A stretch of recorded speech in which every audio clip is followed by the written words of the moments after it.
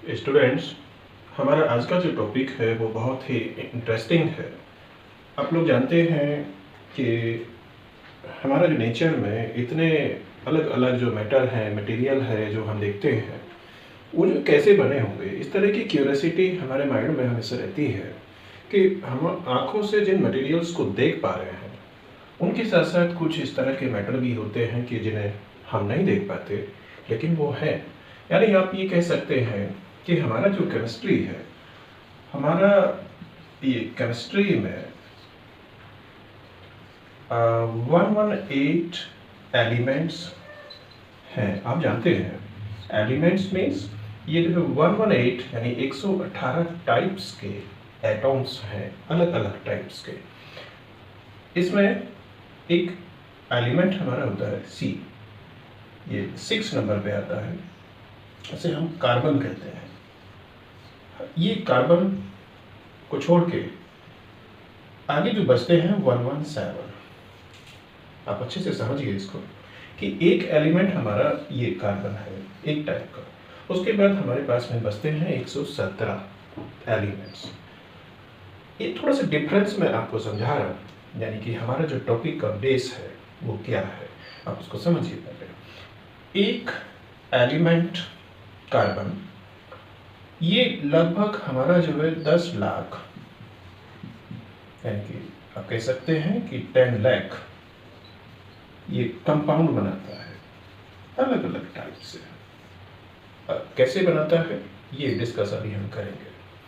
उसके बाद ये बचते हैं जो 117 एलिमेंट्स। ये जो एलिमेंट्स हैं ये हमारे सारे मिल के एक साथ ये लगभग 1 लाख, यानी कि 1 लाख ये कंपाउंड बनाते हैं। यानी इतने सारे ये कंपाउंड हैं, 10 लाख कार्बन के हैं। कार्बन एलिमेंट जो है वो अलग अलग एलिमेंट्स के साथ और किसी एटम्स के साथ अलग अलग बॉन्डिंग से, अलग अलग नेचर से, इतने टाइप के ये कंपाउंड हमारे नेचर में बनाता है।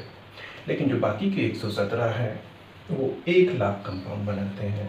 यानी एक आइडिया है, और भी होंगे, इतने अभी तक रिसर्च में है। यानी आप कह सकते हैं कि लगभग 11 लाख, 11 लाख ये कंपाउंड्स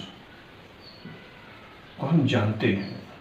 यानी इन पे रिसर्च हो रही है, इनके नेचर के बारे में, इनके यूज़ के बारे में सब कुछ हम लोगों को पता है। यानी मैं आपको जो समझाने चाह रहा हूँ ये मेन चीज़ वो है कि लगभग 11 लाख कंपाउंड्स हैं नेचर में। ये क्यों बनते हैं, किस तरह से बनते हैं? आपको पता है कि ये सभी एटम्स से बनते हैं। इनका जो बेस है, आप सभी को पता है कि एटम्स एक सबसे छोटा पार्टिकल होता है कोई भी ये मैटर का।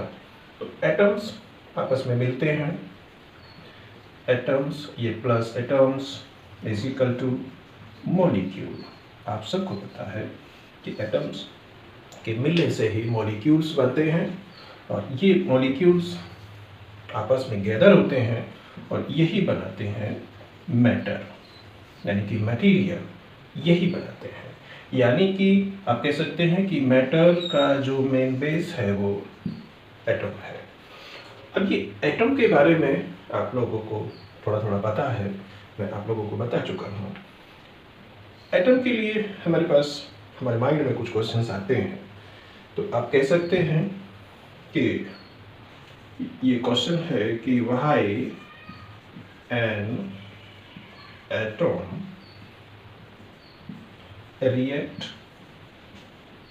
और कंबाइन। यानी कि एक एटम जो है वो आपस में या किसी और दूसरे एटम के साथ रिएक्ट क्यों करता है, यानी कि कंबाइंड क्यों होता है। तो इसका आंसर आप लोगों को पता है।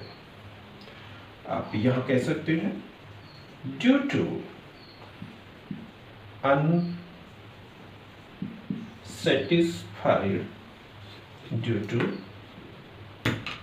unsatisfied structure of electrons। ये मैंने कैपिटल में इसलिए लिया है कि ये जो है कॉम्बिनेशन का या फिर ये जो है रिएक्शन का जो मेन बेस होता है, जो जहाँ से रिएक्शन होती है वो इलेक्ट्रॉन्स होते हैं।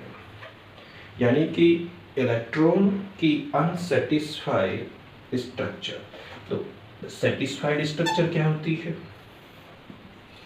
सेटिस्फाइड स्ट्रक्चर मैंने आप लोगों को बताई हुई है, ऑक्टेट।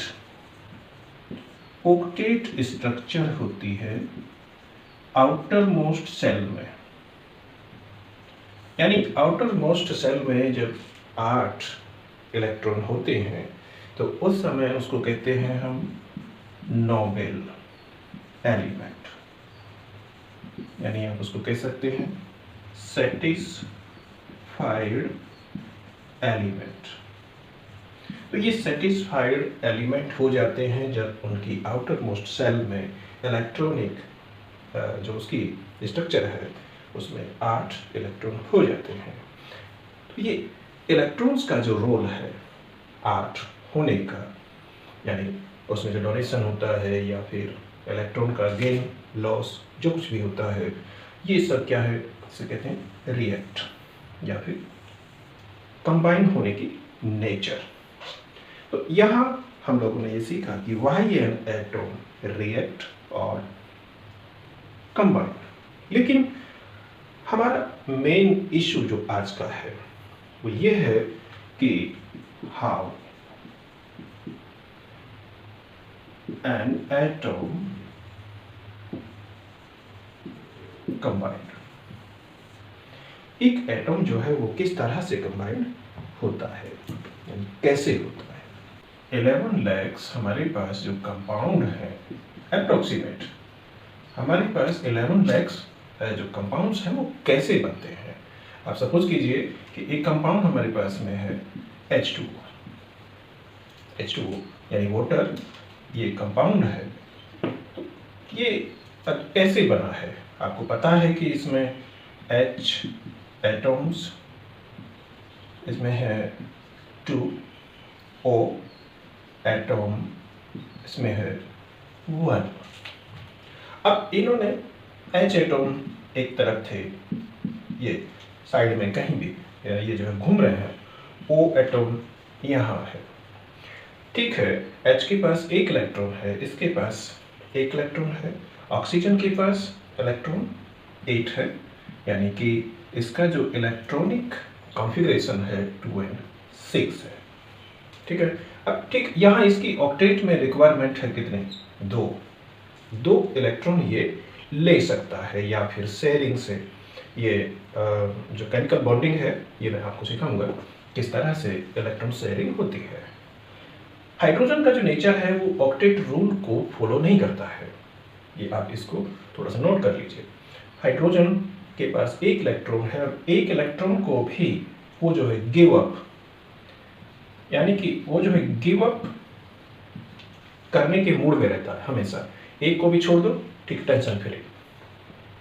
अब ऑक्सीजन को जरूरत है 2 इलेक्ट्रॉन की, एंड 2 एटॉम हाइड्रोजन के हैं, वो कहीं भी आसपास में मटर गश्ती कर रहे हैं, ठीक है, घूम रहे हैं। लेकिन हम ऐसा नहीं कर सकते कि यहाँ से इस हाइड्रोजन को पकड़ो, ऑक्सीजन के साथ आराम से हम चिपका दें, ऐसे इसको इसके साथ, और ये दोनों यहाँ बना लें H2O। ये पॉसिबल नहीं है कि ये हम कर सकें, ऐसा नहीं होता है कि कोई भी आके इस तरह से जो कंबाइंड हो जाए। ये कोई भी कंपाउंड बनाने के लिए कुछ नियम है, कुछ लॉज हैं, कुछ रूल्स होते हैं कि वो किस तरह से कंबाइंड होंगे। यानी कि नेचर में कोई भी काम है ना विदाउट रूल नहीं होता है, लेकिन हमारा जो नेचर है वो नियम से ही चलता है, यानी रूल्स के अकॉर्डिंग चलता है। तो H2 ये बनता तो ऐसे ही है कि ऑक्सीजन की जो रिक्वायरमेंट है वो 2 इलेक्ट्रॉन की है, तो ये दोनों तरफ से अपनी ये बाहें जो है फैला के रखता है, हाथ फैला के रखता है कि आ जाओ ऐसे करता है। तो इधर से आ जाता है एक हाइड्रोजन और इधर से एक हाइड्रोजन। यानी कि इलेक्ट्रॉन शेयरिंग होता है। इलेक्ट्रॉन का डोनेशन एंड इलेक्ट्रॉन को रिसीव करना एंड इलेक्ट्रॉन शेयरिंग, ये आपको मैं सिखाऊंगा। इस तरह से ऑक्सीजन के साथ हाइड्रोजन इस तरह कंबाइंड होता है H2O में, ये जो है वाटर बना देता है। लेकिन वो किस रेशो में होगा, तो किस ये मात्रा में होगा, किस प्रपोर्शन में होगा, इसके लिए हमारे यहाँ केमिस्ट्री में, यानी कि आप कहें कि नेचर में कुछ लॉज हैं, कुछ नियम हैं, उनको हम पढ़ेंगे अभी। यहाँ आप नोट करेंगे लॉज ऑफ केमिकल कॉम्बिनेशन। ये केमिकल जो कॉम्बिनेशन होता है, यानी एटम्स किस तरह से कंबाइंड होते हैं और एक ये मॉलिक्यूल बनाते हैं, उसके लिए जो लॉज है आप उनको नोट कर लेंगे। Laws of chemical combination. There are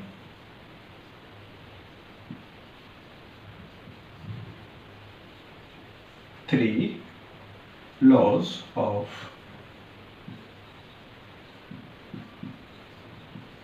chemical. There are three laws of chemical combination.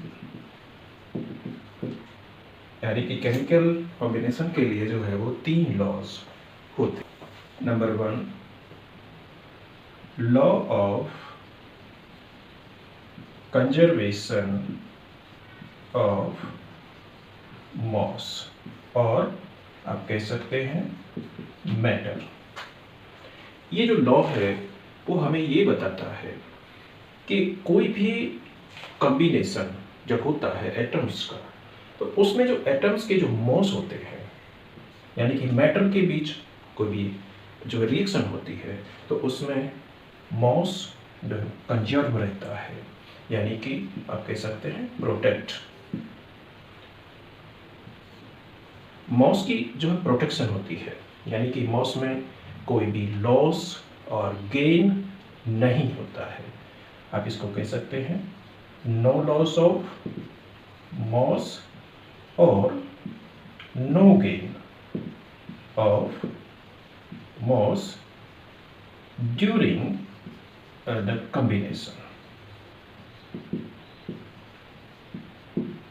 और रिएक्शन। यानी जब भी रिएक्शन होती है, जब भी जो है कॉम्बिनेशन होगा, तो मॉस के अकॉर्डिंग कोई भी इम्पैक्ट नहीं आता है, मॉस एकदम सेम रहता है। फॉर एग्जाम्पल आप इसको समझ सकते हैं इस तरह से, H2 and plus O2, hydrogen and oxygen के बीच में जब कॉम्बिनेशन होगा तो जो रिएक्शन होती है उसमें H2O बनता है एंड प्लस, अब यहां बचा O।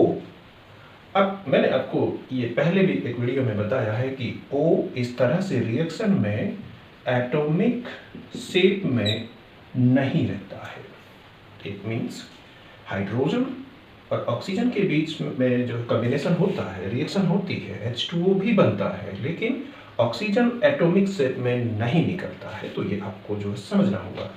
होता क्या है कि हाइड्रोजन के जो है 2 मॉलिक्यूल की रिएक्शन होती है ऑक्सीजन के 1 मॉलिक्यूल के साथ, यानी कि 2 मॉलिक्यूल ऑफ हाइड्रोजन एंड ये है 1 molecule of oxygen, and reaction होगी एंड 2 मॉलिक्यूल्स ऑफ H2, ये बनेगा। तो अब ये रिएक्शन इस तरह से होती है, यानी कि हाइड्रोजन और ऑक्सीजन के बीच में कॉम्बिनेशन होगा, लेकिन वो इस तरीके से होगा, ऑक्सीजन एटॉमिक शेप में नहीं निकलेगी। ये कुछ रूल्स हैं। यहाँ देखते हैं हम कि मॉस का जो प्रोटेक्शन है वो किस तरह से हो रहा है, यानी कि कंजर्वेशन ऑफ मॉस हो रहा है कि नहीं हो रहा है। आप इसको समझिए, यहाँ 2H2 का मॉस निकाल देते हैं, 2H2, H2 का जो मॉस आपको पता है वो 2 होता है, यानी कि 2 × 2, O2 2 मल्टीप्लाई 16, एक O का जो मॉस होता है वो आपको पता है 16 होता है।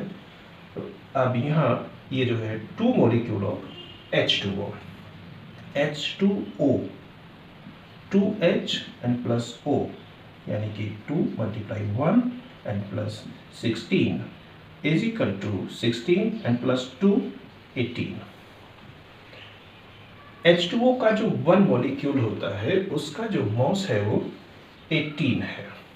अब यहाँ पे 2 मॉलिक्यूल, तो यहाँ 2 मल्टीप्लाई 18 इज इक्वल टू आप कह सकते हैं 36। अब यहाँ देखिए चेक करते हैं, 2 multiply 2 is equal to 4 and plus ये 2 मल्टीप्लाई 16 32। अब इसको आप प्लस कर लीजिए, 32 plus 4 is equal to 36, 36 and 36। अब आप यहाँ ये कह सकते हैं कि जो मॉस था रिएक्शन में वो सेम है, यानी कि मॉस में कोई चेंज नहीं आया है। के बारे में लिखेंगे, matter is neither created nor destroyed, nor destroyed in a chemical reaction।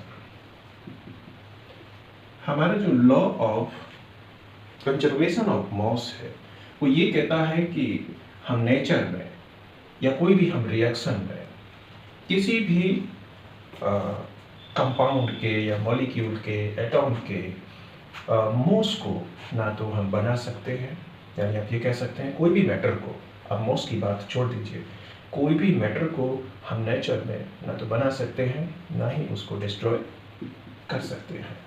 यही एक सिंपली हमारा जो स्पिरिचुअल थॉट है वो यही कहते हैं कि हमारे यहाँ नेचर में हर चीज़ जो भगवान ने बनाई है उसे ना तो हम मिटा सकते हैं और ना ही हम बना सकते हैं। ये सेम थॉट है, लेकिन वो स्पिरिचुअल चीज़ें हैं। यहाँ बिल्कुल क्या है, सभी एक्सपेरिमेंटली ये जो प्रूव्ड है। नेक्स्ट लाइन, ये आप पॉइंट की तरह से नोट कर सकते हैं। The substance which combine together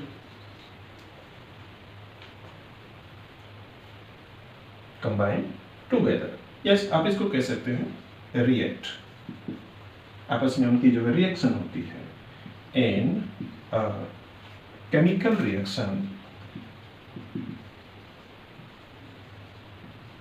आप साथ साथ में नोट करते रहें, chemical reaction are known as reactant.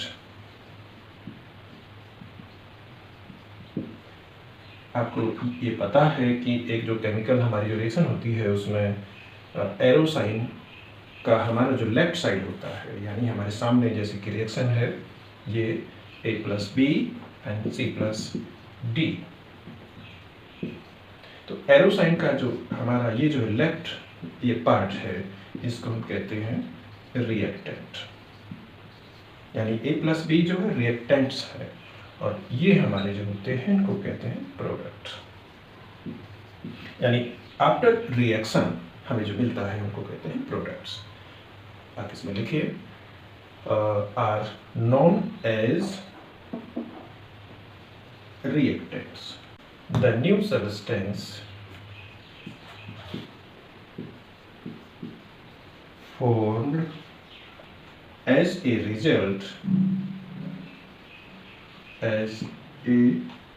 result of reaction are called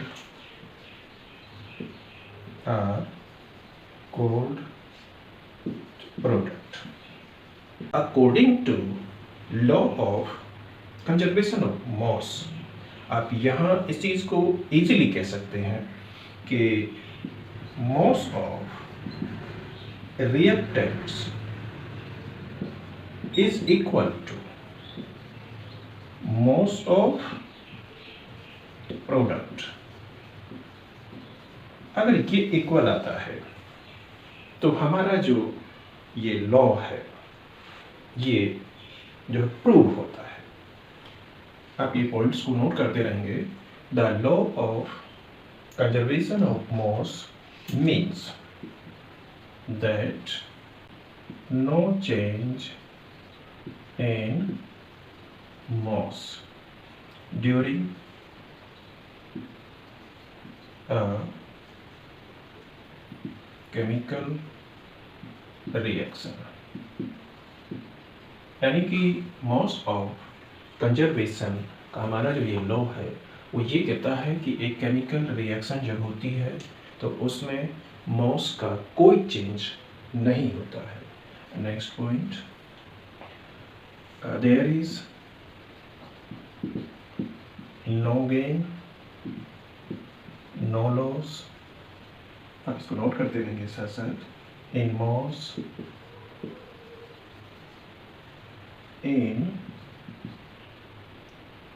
in a chemical reaction, यानी आप कह सकते हैं कि there is no gain no loss in mass in a chemical reaction। एक फॉर्मूला आप बना सकते हैं कि total mass of reactants is equal to total mass of the products। लेकिन इसके लिए जो कंडीशन है उसके लिए हमारा जो कंडीशन होता है वो ये है कि रिएक्शन मस्ट बी बैलेंस, यानी कि रिएक्शन हमारा जो है वो बैलेंस होना चाहिए। एंड हमारा ये टोटल जो प्रोडक्ट होते हैं उसमें भी कंडीशन है, कुछ सॉलिड होंगे प्लस हो सकता है कुछ हमारे जो लिक्विड्स हों एंड प्लस कुछ हो सकता है कि गैसेस हों। इन सभी को एक साथ में कंबाइंडली इनका मॉस निकालते हैं।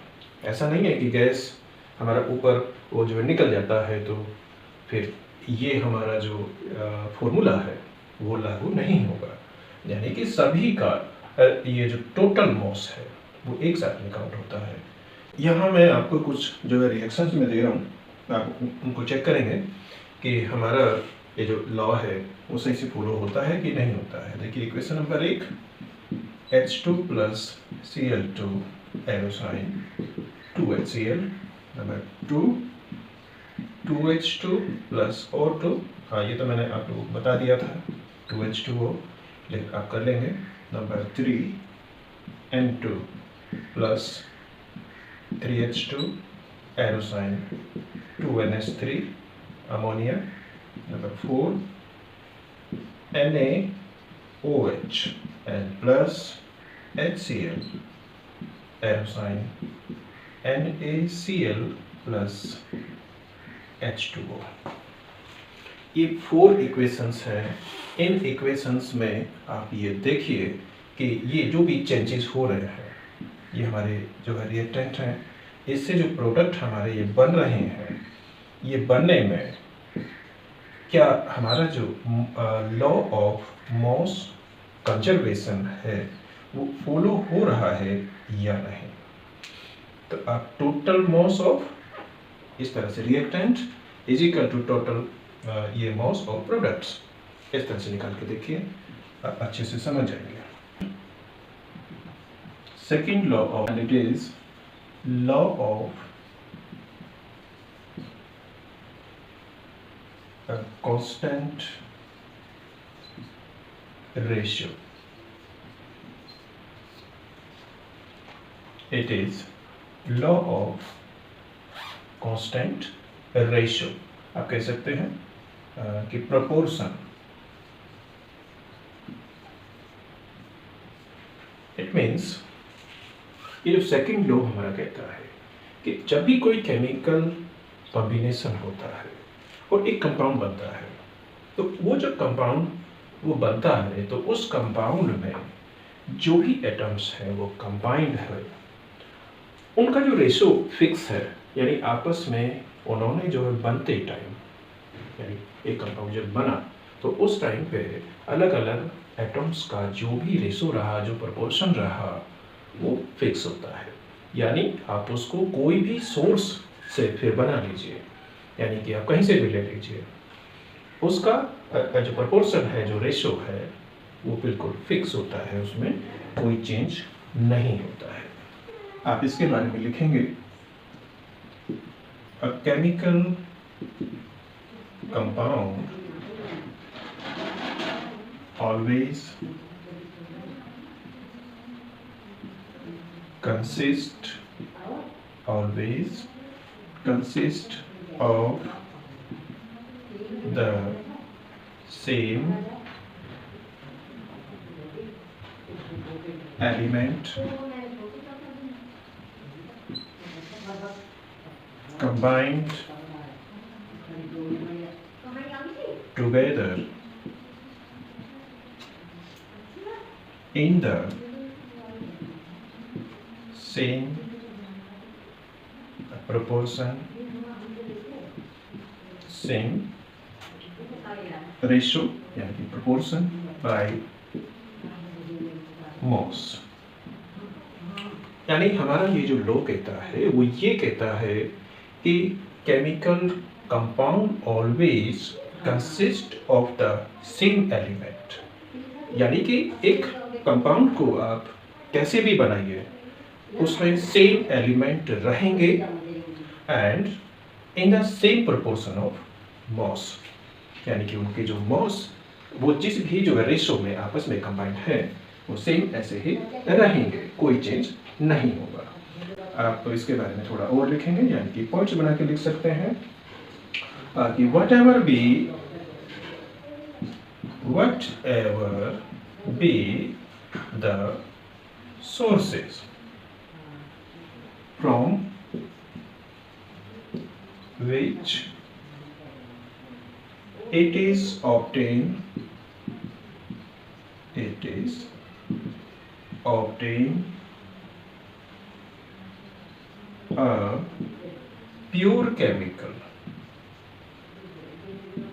a pure chemical compound is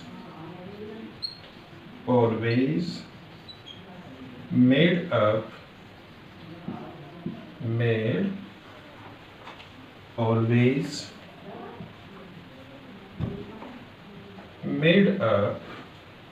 of the same element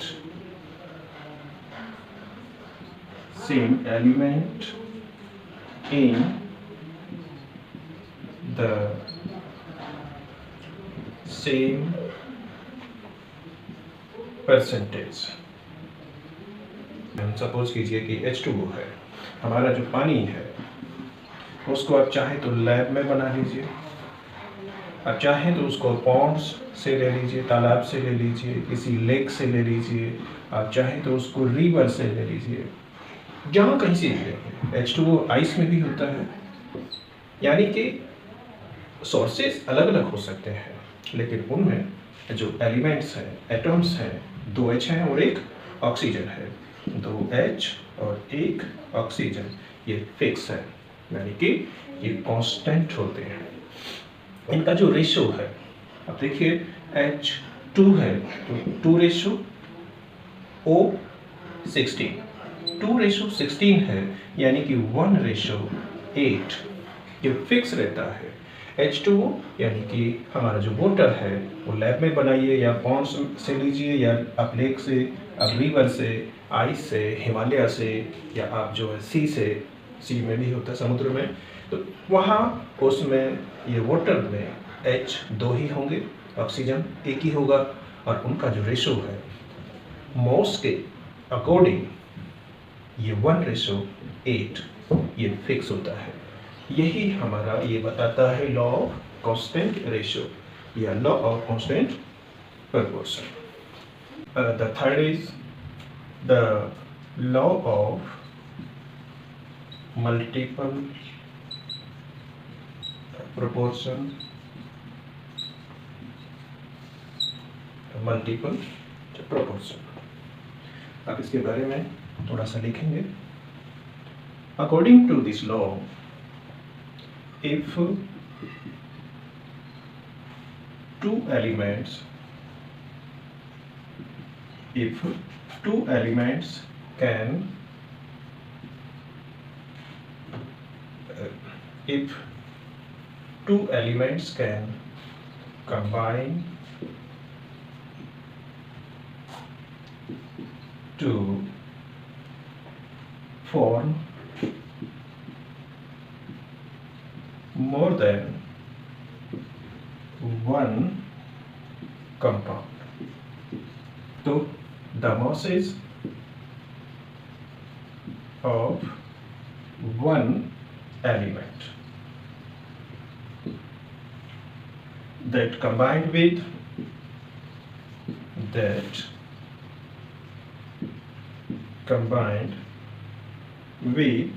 fixed mass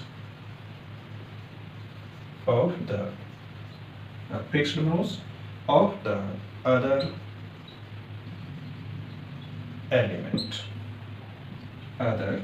element are in the ratio of a small whole number.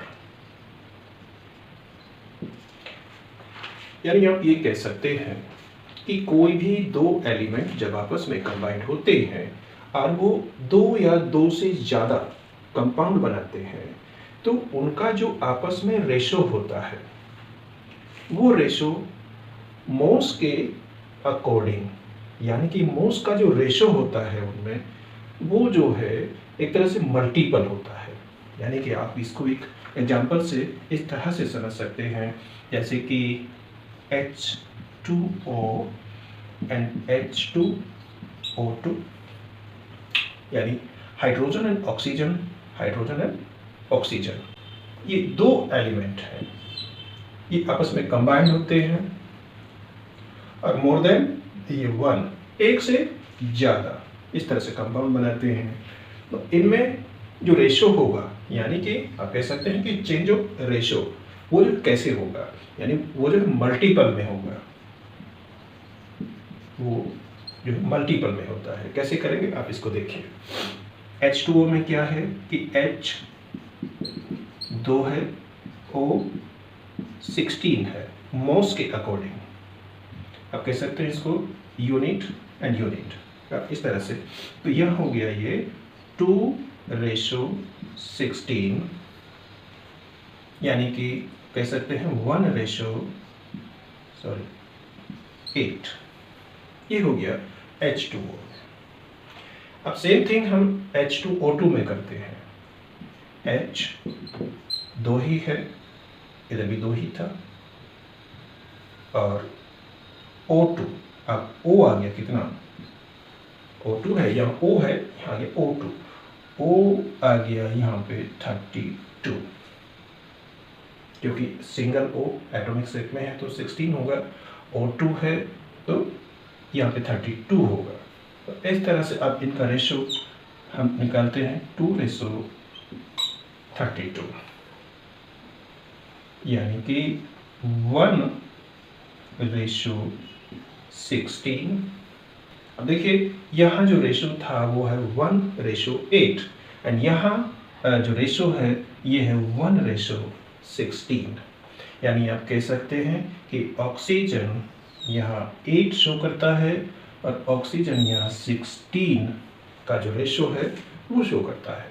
तो ऑक्सीजन रेशो ऑक्सीजन, ये दोनों कंपाउंड में इनका जो रेशो है वो 8:16 है, 8 एंड 16, यानी कि आप इजीली यहाँ कह सकते हैं इज इक्वल टू 1:2। अगर अब आप इसको इस तरह से समझिए कि H2O रेशो H2O2, तो H2 यहाँ भी है, H2 यहाँ भी है, तो इसका तो रेशो हो गया 1:1, तो इसका तो कोई मतलब यहाँ कोई झगड़ा ही नहीं है। O से हो रहा है O2, तो ओटे और यहाँ O से हो रहा है O2, तो ये जो O से O2 बना, ऐसे ही इसका जो मॉस है वो 16 से वो 32 हो गया, यानी कि मल्टीपल में। अब यहाँ पे देख सकते हैं कि एक, अगर हम 16 को 1 मान लें, यानी कि ऑक्सीजन का 16 यहाँ पे जो मॉस है, एंड यहाँ है O2, H2O2 में O2 है, तो यहाँ हो जाएगा कितना 32। तो हमारा जो ये लॉ कहता है वो ये कहता है कि दो एलिमेंट जब आपस में जो है कंबाइंड होते हैं और एक से ज़्यादा कंपाउंड बनाते हैं, तो उस टाइम पे उनके जो मॉस हैं वो जो है मल्टीपल में बढ़ते हैं, या फिर वो जो है मल्टीपल में ही घटते हैं। यानी आप इसको इस तरह से कह सकते हैं कि 1, 2, 3 एंड 4 एंड सो ऑन, इस तरह से मॉस जो है मल्टीपल में इंक्रीज होंगे या डिक्रीज होंगे। हमारा ये लॉ ऑफ जो मल्टीपल प्रोपोर्शन है, इसका सबसे बेस्ट एग्जांपल हम एक और ले सकते हैं। जैसे कि हमारे पास दो एलिमेंट हैं, C carbon and oxygen. Carbon and oxygen आपस में कंबाइंड होके जो दो कंपाउंड बनाते हैं। नंबर 1 CO आप कह सकते हैं carbon monoxide, carbon monoxide. Second CO2 carbon dioxide. ये जो दो कंपाउंड बनाते हैं। अब दोनों का मॉस एनालिसिस हम करते हैं। CO C+O और C:O। तो ये कैसे होगा? C का 12 mass and plus O oxygen का 16, और आप कह सकते हैं कि 12:16। एंड CO2 C+O+O, यानी कि इसमें O का जो नंबर है वो 2 है, और C:O2। या आप देखिए कि 12 प्लस 32, O 16 एंड प्लस 16 32, और आप कह सकते हैं कि 12:32। अब आप यहाँ पे थोड़ा सा कंपेयर कीजिए कि CO में जो C है वो 12 है, एंड CO2 में जो C है वो 12 है, यानी कि फिक्स है, एक तरह से कोई चेंज नहीं है। तो चेंज हो कौन सा रहा है? O। यहाँ 16 O है एंड यहाँ O कितना है? 32। तो ऑक्सीजन का जो रेशो है वो दोनों जो कंपाउंड में इस तरह से इंक्रीज हो रहा है कि वो जो है मल्टीपल है। यानी आप कह सकते हैं जो O है, O का जो इंक्रीज है, O का जो इंक्रीजिंग हो रहा है वो मल्टीपल में हो रहा है, यानी कि 16:32, यानी कि 1:2। यानी कि आप कह सकते हैं जैसे कि टेबल होता है, 16 का टेबल है 16 1 जा 16 एंड 16 2 जा 32। तो इस तरह से जो मल्टीपल होते हैं। तो ये था हमारा last law of multiple ratio, यानी कि प्रोपोर्शन। तो आई होप कि आप जो है ये सीख गए होंगे कि किस तरह से हमारे जो इतने सारे जो कंपाउंड हैं नेचर में वो इस तरह से बने होते हैं।